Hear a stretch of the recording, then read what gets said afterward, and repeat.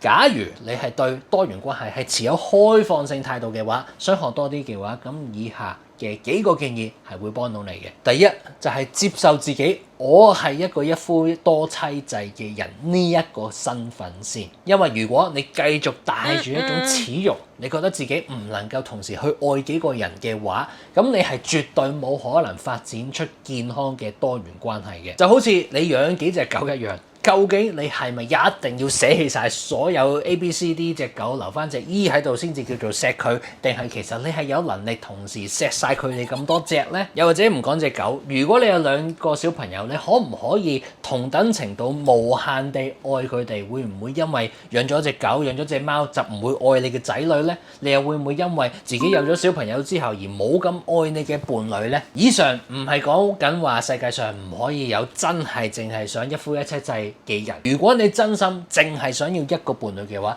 咁絕對係冇問題，你就真係揾一啲真心淨係想要一個伴侶嘅對象啦。